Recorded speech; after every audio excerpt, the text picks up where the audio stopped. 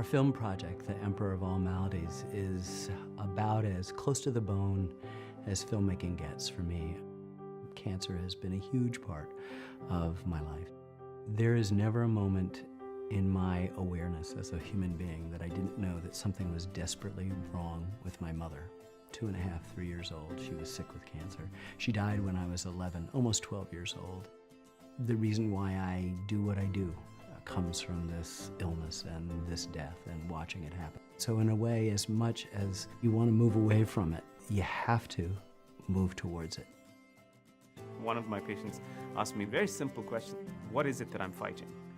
I was drawn, sort of obsessively drawn to this question, because I thought to myself, well, here's something that is going to intersect with all of our lives, yet we know very little about it. We don't know its history. Where does it rise? What happens next? Where are we in this journey? So I decided to take the journey way back into the past and way forward into the future. Try to understand, where are we today with cancer? What happens next?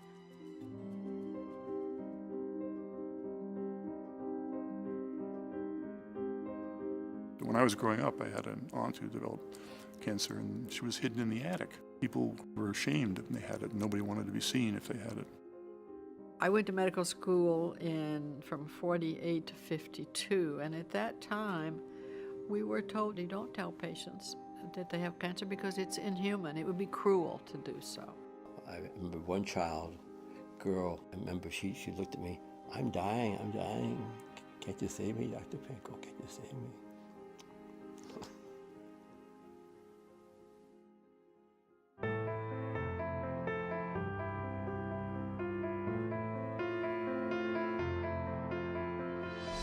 If I try to put myself back in my early training in medicine and imagine the world that we're entering now, this path toward rational treatment for cancer, it's a totally different language. We weren't even close to being able to imagine it. Mr. May. Hello, Dr. Rosenberg. Oh, great to see you. Good to see you too. I knew somebody somewhere has got to be working on something that can beat this. And it looks like virtually everything is gone. You've saved my life, and I feel so lucky.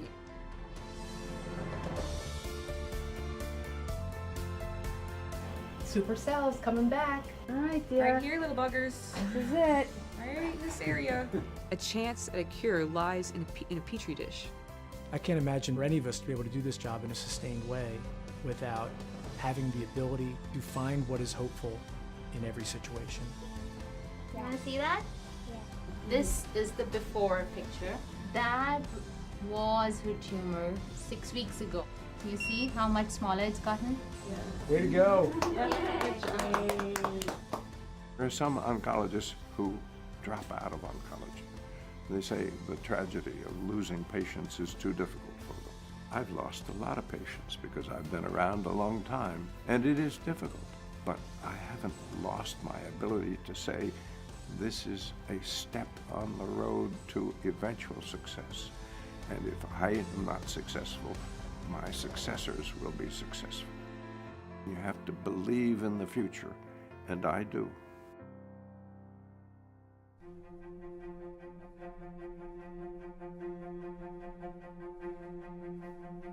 I'm not a scientist. I don't know whether this will all pan out, but there's a sense, a kind of palpable energy and excitement that we may be on the cusp of some significant changes, some significant breakthroughs, some new and radical therapies and treatments that will change our relationship to the disease. Make no mistake, this is one of the most significant human challenges in our history. But I think we're sitting in an extraordinary moment because we finally are beginning to understand what causes cancer at a cellular or molecular or genetic level in a way we just did not know 10 years ago or even 5 years ago. You look at what's going on with cancer right now, it's stunning. It is exhilarating to see the understanding of cancer that's piling up, to see the early drugs that are being developed. If you were expecting cures for cancer next week, it just can't happen that way. But on the other hand, if one looks at what's going on, one has to be enormously optimistic at the progress. It's not fast. It's not easy. Sometimes we think we know the answer and we don't. and then we get corrected. But we know we're on the right path. Every field in medicine has had a moment in history that has been transforming. The moment where the knowledge that was required to change the field became available. This is the moment for cancer. It's happening.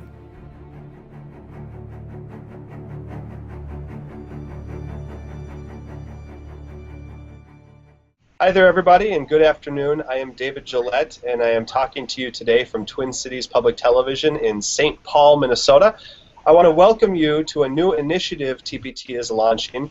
We are calling it Google Hangout Chatbacks, and this is really an effort and opportunity for our viewers to talk more about the programming that we do air on TPT. And this is the 4th chatback that we've launched this month talking about the topic of cancer. And this was really inspired by a documentary that we are airing now called Cancer, the Emperor of All Maladies. It is presented by Ken Burns, and it debuted on Monday, March 30th. And if you haven't seen this documentary, I highly recommend it. And you can check it out by just going to tpt.org and clicking on our Schedules tab if you'd like to find rebroadcast times and streaming options. Well, as you will see in the documentary, in the last decade, we have really seen incredible advancements in cancer treatment, detection, and pretty much all the science surrounding cancer. And Minnesota, in many ways, has become a hub for a lot of this research, and that's what we're going to spend the next half hour talking about. By the way, if you are watching live and want to submit questions or thoughts yourself, we definitely encourage that. We'd love to hear from you. And you can find us on Twitter at TPT, just like my logo down here, at TPT. You can also use the hashtag CancerChatbacks, no spaces, or you can email us if you'd like. Our email is tptmn@tpt.org. Once more, that email is tptmn@tpt.org. So now, really briefly, let me introduce our panelists, and we will start this conversation. Starting with Dr. Brian Rank, who is the co-executive director of the HealthPartners Care Group. He is a board certified in internal medicine, hematology, and medical oncology. Hello, Dr. Rank. You want to wave and say hello to our massive internet audience today? Hello, audience. Thanks for being here. We appreciate it. We also have Dr. Douglas Yee, who is joining us from the Masonic Cancer Center at the University of Minnesota, where he is the professor of medicine and pharmacology, specializing in breast cancer and medical oncology. Dr. Yee was actually nominated for one of our cancer programs, Living Beyond Cancer, a Celebration, which also aired Monday, March 30th, and featured the extraordinary stories of Minnesotans battling cancer, personally and professionally. Dr. Yee, you want to say hello as well? Hi, David. Thanks for having me on. Thanks for making time. And finally, we also want to welcome Dr. Rebecca Morris, who joins us from the Hormel Institute in Austin, where she runs the Morris Laboratory, which focuses on stem cell and non-melanoma skin cancer. And Dr. Morris, stem cell, boy, we're going to talk about that. That's sort of a buzzword in the media. Thank you very much for being here. Hello. So Dr. Rank, I guess I'll just start with you. The premise that TPT and a lot of the media have been really putting forward to the public lately is that cancer research is really just going great guns. It's advancing incredibly quickly. But in the trenches, are you seeing the same things? Is this a platitude, or are we really living in sort of a golden era of cancer research? I think the answer is yes. We are living in a place after the sequencing of the human genome. We have moved forward actually rather quickly in the history of science to understand where cancer comes from, how it develops, what mechanisms keep normal cells in check, and then developing therapeutics relying on what we've learned from the mutations and abnormalities of the genome of tumors. Yes, we're moving ahead. Well, let me ask you about that, Dr. Yee. Is the big breakthrough here simply genes and the ability to sequence and test and look at genes? Is that why we're living in this golden era? Yes, certainly our ability to look at the genome, both the sequencing for mutations as well as look at the expression of particular genes, is incredibly important. I think our next frontier will be the way the proteins interact. After all, genes all encode proteins. The proteins interact in certain ways, so looking at any single gene in isolation can be taken out of the context. So I think when technology continues to move forward, we'll be looking at protein-protein interactions and where proteins are modified within the cancer cell, as well as the immune system, as well as in the environment. And Dr. Morris, if I could ask you as well, from your perspective, are you agreeing with what your colleagues are saying here? I think so. except I would focus on, in addition to the genes, in addition to the proteins, it's also important to increase our understanding of the cells that are involved. Okay, what do you mean by that? So, because nearly all tissues in the body, including epidermis that we study in my lab, epidermis and hair follicles, the cell populations in the epithelia are heterogeneous. That is, there are stem cells, which are a rarer population, and then there are more terminally differentiated cells with limited potential. And cancer can, like chemically induced cancer, the stem cells are the important cells, wherein virally induced cancer, such as warts, the more differentiated cells are important. You did bring up the stem cell phrase. Let me just follow up on that, because from a popular perspective, we seem to have this boom-bust relationship with the idea of stem cells. They're going to fix everything, including your car, and then they're not quite panning out. Where is it from a more medical perspective?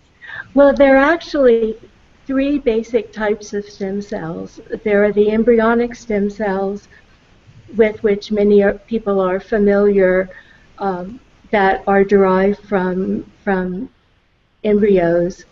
And then there are induced pluripotent stem cells, where molecules are fed to somatic cells, cells that come from elsewhere in the body, that train those more mature cells to act like stem cells. And then there are the stem cells that we study, which are the adult tissue stem cells that are important in repair of wounds, regeneration, following injury. They're responsible for the day-to-day maintenance of the normal epithelia, and they're also important as target cells in cancer. I want to spend some more time on that in just a bit, but Dr. Rank, I did want to step back for just a second and ask you about something you referenced earlier, about how we're learning about all these different types of cancers. As we learned in the documentary, when cancer was first talked about, it was treated as a singular disease, and yet now it's broken into all the different types of cancers, but we still use that word cancer, I mean the big C. What's the differentiation here? I mean, are we talking about multiple things, or is it still cancer? Well, the common things in all cancers are their ability to do things that normal cells don't do, to grow from across boundaries into the next tissue, to spread via the bloodstream or the lymphatics, and to grow past the boundaries. And each one of those is a characteristic of cancer, that the malignant cells, the cancerous cells, have lost the ability of control. And in that loss of control, they have unregulated growth, or they don't die at the right time. And so each one of those, we can still put them all under the rubric of cancer, but each one has probably a different mechanism for having come about. Is that why we have such different outcomes still on different types of cancers? I mean, there seem like there are cancers that we have almost completely overcome, and some that are still a death sentence, but if they have this common issue, why is there so much differentiation in outcomes? Because there's different mechanisms for each cancer to develop. There are cancers like chronic myelogenous leukemia, in which we've known about the genetic mutation that drove it for years, and we finally developed a therapy that was dependent on that. There are also, when you look at the different kinds of mutations, either in the genome or in the areas surrounding the genome, each one of those is a little bit different for different cancers. And even within the same type of cancer, there are often multiple mutations that derive and make some, for example, Hodgkin's disease. We do cure a lot of Hodgkin's disease today, but in some instances we don't. And so there's even heterogeneity, variation in within different types of cancer. Sure, absolutely. Dr. Yi, I wanted to ask you about breast cancer, which you specialize in. Perhaps out of all the cancers, this is the best PR campaign. I mean, we've seen all the pink things for decades. Does it help or hurt you to sort of be working on a poster child? I mean, does it even help us to have these poster child cancers within the spectrum of cancer? Well, I think a very important portion of the program was the real importance of advocates making sure that cancer is the issue for politicians, for fundraising. I think we saw in the first episode the establishment of the Jimmy Fund to support a child with malignancy, and we talked about Mary Lasker and her ability to lobby politicians to really make things happen. So that's the context of breast cancer advocacy. Breast cancer advocacy, when we look at statistics, the death rates for breast cancer in the late 80s, early 90s were rising. And finally, the advocates said, this is not acceptable. We can't continue this pathway. We, the scientific community, need to be more engaged, and women with the disease need to be more educated about what their choices are. So the idea that advocacy is important, I wish we could spread this across all the cancer subtypes. It happens that breast cancer advocacy is one of the first, but on the other hand, I think you can show direct benefits from women being more concerned about why outcomes aren't better. Sure. You did mention the political component, and I'm wondering from a legislative and a policy perspective, what is it that you really need? Is it more money? Is it more research opportunities, more public awareness? I mean, when you invoke the political phrase, what do you really need to do your work? I think it's pretty clear that research funding for cancer, not just for cancer, but all research funding within the federal budget has taken some real hits over the past several years. Obviously, we're a bit in the budget crunch, but at the same time, I think you could very clearly point to the fact that cancer research and basic fundamental research then translated to the patients that we see before us has paid off dramatically. I think we all recognize that we have many drugs in our toolbox now that didn't exist, and most of those drugs exist because the federal government funded fundamental research into cancer causes and etiology, and we were able to capitalize on those discoveries. So the political part of this is making sure that we as a society and we as taxpayers understand the value of continuing to move forward and making the progress that we've made as kind of shown on the Emperor of all maladies. The progress is funding forward. Absolutely. I wanted to do sort of an unpaid plug right here for a magazine I really enjoy, which is Scientific American, and I brought in my personal copy just because when you're reading through magazines like this, you so often see headlines like this: cancer drugs hit their mark, and this is based on nanotechnology, which I think in a lot of ways is sort of like another almost buzzword like stem cells. So I'm wondering, Dr. Morris, where is the real fertile soil today? I know you're involved in stem cells directly, but we see these articles about nanotechnology. I mean, where are the new territories that we're exploring today? Well, I think trying to prevent cancer, which is one of the goals of the Hormel Institute, trying to understand what are the active ingredients in traditional medicines, and trying to understand lifestyle and environmental influences on the genes that we're all that we inherited. And I think that it's important to understand how these things actually work together so that we can hopefully prevent cancer or diagnose it when the cancers are still small. Well, speaking of preventing, I mean, we all have heard the big ticket messages: avoid smoking, put on your sunscreen when you're outdoors, don't drink too much alcohol. But I know we also live in a really complex world with a lot of new chemicals in the foods we eat, and there's almost a level of fear around a lot of these things. Everything from toothpaste to shampoo. Where do you focus the energies on prevention nowadays? Is it still those big ticket items, or is it sort of exploring some of the potential new causes in 2015? Well, I think both are important. We need to work to eliminate pollutants in the environment. We need to remove compounds from the soaps and shampoos and detergents. But we also need to understand what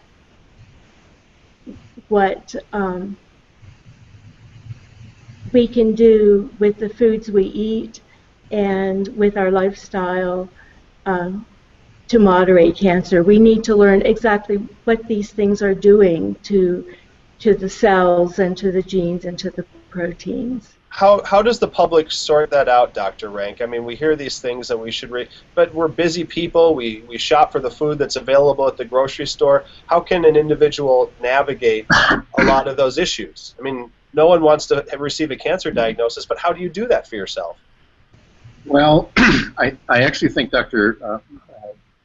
Morris is right. I think what your mother told you a long time ago, 15 to 20% of the country is still smoking cigarettes. Mm-hmm. That is the biggest issue from a health perspective.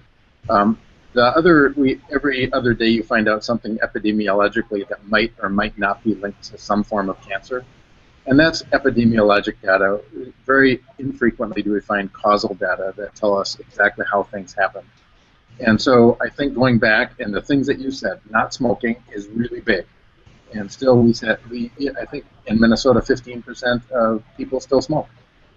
Eating a balanced diet with cruciferous vegetables and not very much red meat is probably a good idea. And then exercise. Exercise turns out to be one of the biggest preventive measures that we have. And even in people with breast cancer, exercise has almost the same effect as some of our other therapies in long-term remissions in breast cancer. When you say that, what do you mean by exercise? Do we have to be out running marathons and bench pressing 200 pounds, or what level qualifies as exercise to get these benefits? Probably 20 minutes to an hour of vigorous exercise that gets your heart rate up a bit, somewhere between 3 and 5 times a week. So it's not running marathons. It's not. Matter of fact, too many marathons is probably bad for you, and so it is. It is focusing on enough aerobic activity to make your heart beat faster. Sure. I did want to ask the question that always makes professionals and researchers squirm, but I do think it's worth bringing up and discussing, and that is simply the cure question. Because as you know, as we saw in the documentary, in the early days, it was a search for a cure. But the language today has really shifted more to managing cancers and living with cancers. Where is the conversation today? Are we still in pursuit of a cure in the long run, or are we managing cancers? Is that the ultimate goal nowadays? Yes. Yes. Oh, okay. You dodged that one well. How about you, Dr. Yee? Are we in charge? Are we still in search of the cure? So cure is an interesting word depending on who's using it. So I always tell patients my job is to make sure that their cancer doesn't affect their quality or quantity of blood. Even though I may not be able to eliminate every single cancer cell, that's still the goal. In breast cancer, we're starting to understand that very clearly. Women, after their initial breast cancer presentation, have surgery. They may need up to 10 years or beyond of treatment that will keep any dormant cells under control. It may be that's the rule for many cancer cells. Certainly for breast cancer, it is true. We have done several clinical trials showing that 10 years of therapy is better than 5 years and much better than 0 years. So I would like to eliminate every single cancer cell from a person's body, but at the same time, if I can put cells back into a dormant state with a relatively simple medication, that may be okay. Sure. Well, Dr. Morris, I wanted to go back. Maybe this will tie into your stem cell work, but are we making any headway on those really scary cancers? And I'm talking about like the pancreatic cancers, which carry this connotation of there really isn't a good treatment methodology today. Are we going to continue to have these really scary cancers, or are we making progress on those as well? Well, I think I would defer to my clinically oriented colleagues here. Sure. Well, let's pass it to Dr. Rank. He's right next to you on the rectangles down there. So, Dr. Rank. We could give her back melanoma, though. Yeah. We'll come back to Dr. Rank. You can answer the pancreatic one. We'll go back to melanoma after that. So, I think in the era of better understanding of where cancers come from, we know more about some of the cancers today than we did before. We were able to split out some pancreatic cancers have a long survival, some are curable, and some aren't today. Some are, there are the kind that you think about. I think that Patrick Swayze or any of the people, I think Little Joe from Ponderosa also died of pancreatic cancer. But I think you think about those things, and it's still as bad a disease as it has been in the past. But we have therapies. We're understanding it more today, and are able to affect survival of people, if only for a short time, but are able to have some people live longer with those disorders, and as Dr. Yee says, with better quality and longer quantity of life. Absolutely. Well, let's touch on melanoma very briefly, Dr. Morris. Another scary word to hear from a physician. How about progress within melanoma?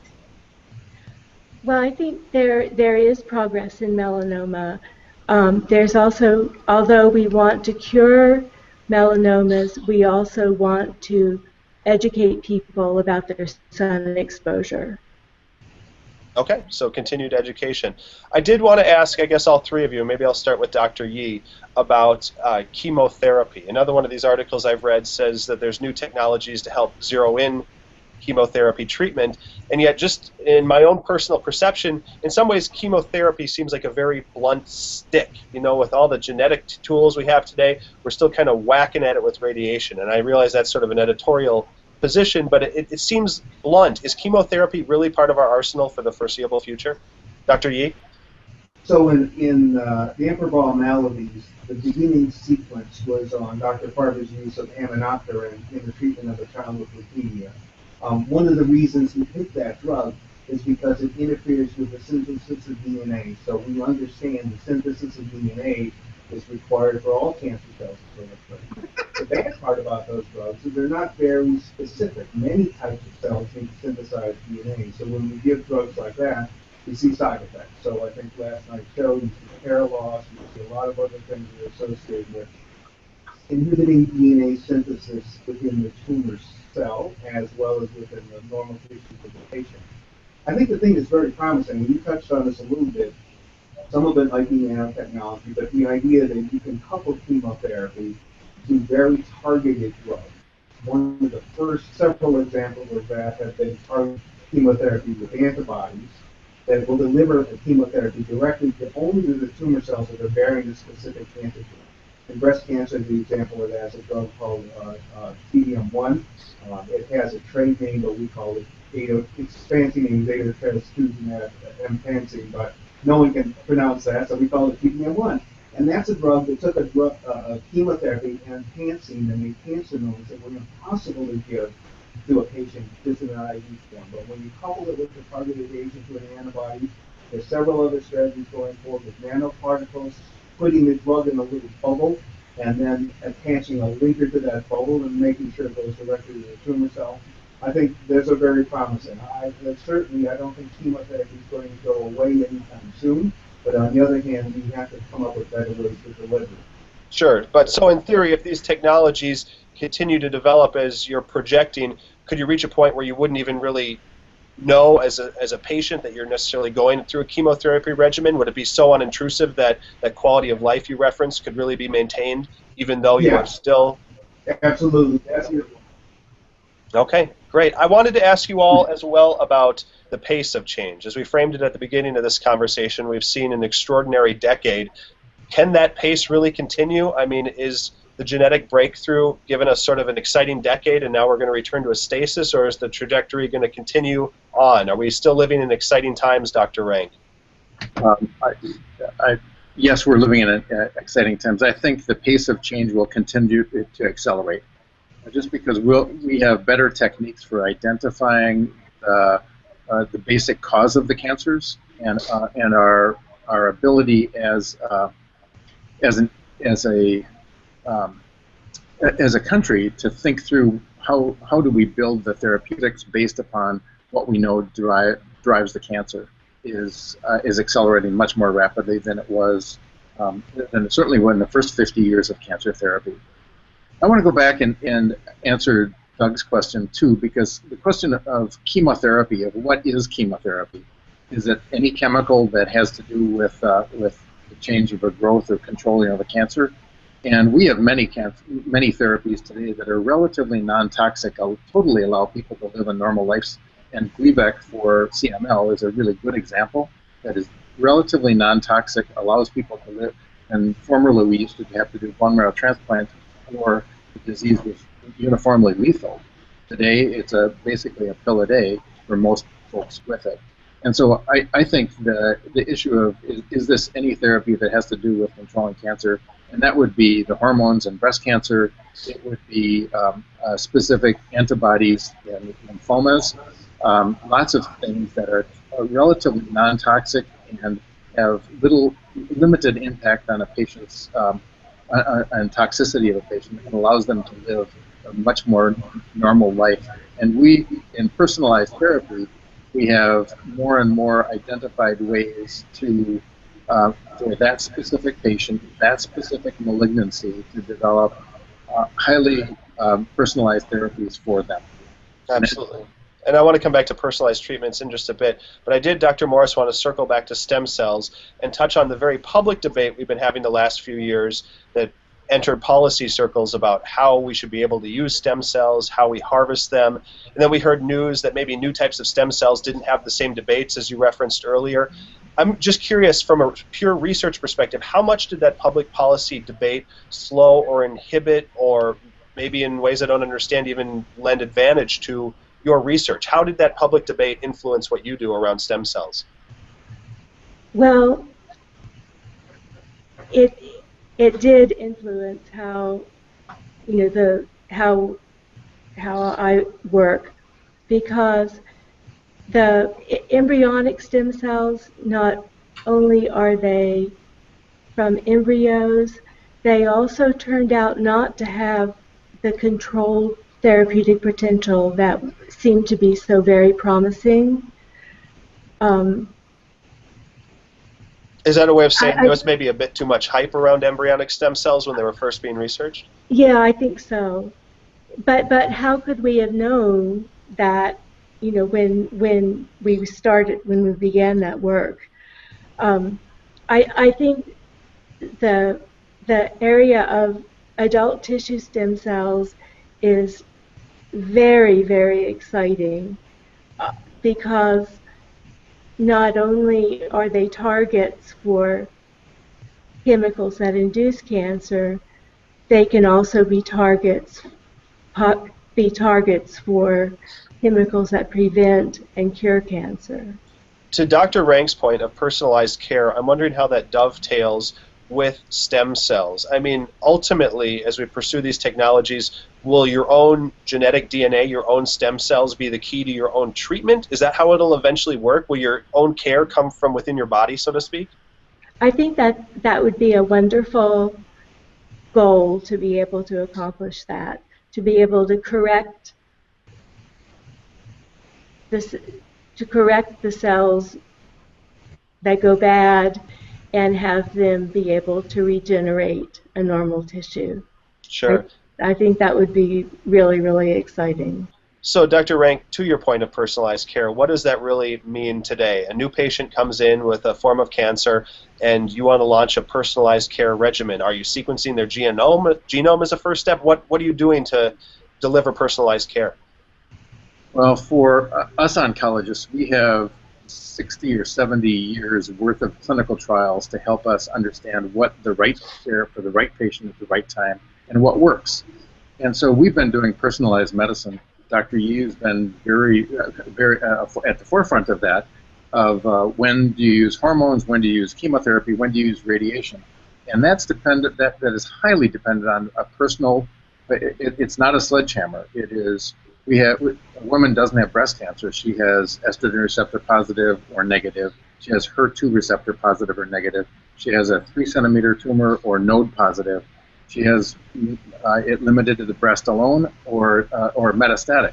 And each one of those, we have personalized recommendations over the past 50 years that we've learned from each other and learned from colleagues over the years, and women who've participated in clinical trials for breast cancer and the clinical trials for every other form of cancer, that patients have actually given us the answers to more personalized therapy over the years. Today's kind of hype about personalized therapy builds on that. because we can now more and more understand the driver mutations and driver changes in DNA that created that cancer and allow it to continue. We are probably, all of us, developing cancer cells every day. Most of them are most of them don't survive, but some of them are very much like our other tissue.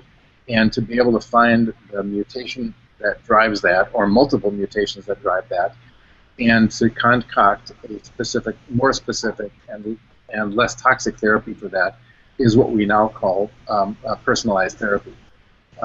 Yeah, we've been working on personalized therapy for decades. Sure, and unfortunately the time's gone really quickly. I did have a wrap-up question that I wanted to ask each of you, though, and that is really the projecting into the future question. I mean, Dr. Rank, you said we're going to continue to see great strides in coming decades. So let's say 50 years go by and there's another young patient who's facing a cancer diagnosis. Play the science fiction game with me just for a minute. 50 years from now, what will be the course that patient will pursue? Will it be a much simpler treatment, Dr. Yee? What will it be like in our future? Well, since you want to have the science fiction in there, please. I'll say we have the Dr. McCoy tricorder, so we can non-invasively identify the vulnerabilities of that patient's tumor. We won't have to biopsy. We'll be able to tell certain things about it in a simpler way. And I actually like the term precision medicine because we will then precisely write a prescription that addresses all the vulnerabilities of that patient's cancer. Got it. So Dr. Rank, 50 years from now, is cancer still a scary word, or is it more like the wart on your toe that Dr. Morris referenced earlier? Oh, great question. Cancer carries with it, the word cancer carries with it just a host of reactions from people. Mostly it's scary, and I think that the word cancer, even if it's in historical context, will still be a scary word. Okay. And Dr. Morris, from the stem cell perspective, 50 years from now, do you pop a pill and get a new liver, or how far are we going to take this stuff? Well, I think you would be able to expand populations of normal adult cells and have them be able to use them to replace damaged tissues. I think we would learn how to prevent damage prevent damage to the stem cell populations, to be able to protect them, and just to be able to modify, understand the genes that regulate the tissue stem cells, and be able to use them to replace damaged tissue. Great. Well, Dr. Morris, Dr. Rank, Dr. Yee, on behalf of everyone watching, I want to thank all three of you for the work that you do and for taking some time out to talk to us today. And I do want to remind our audience, for those watching, that we do have 3 other chatbacks archived online about other topics around cancer. And just remind you once more that this whole conversation was really sparked by the documentary Cancer, the Emperor of All Maladies, which you can find for rebroadcast times by going to tpt.org, that's our website, and just clicking on the Schedules tab. I'm David Gillette, talking to you from Twin Cities Public Television, and thanks for listening along. We'll talk to you all soon. Have a great day.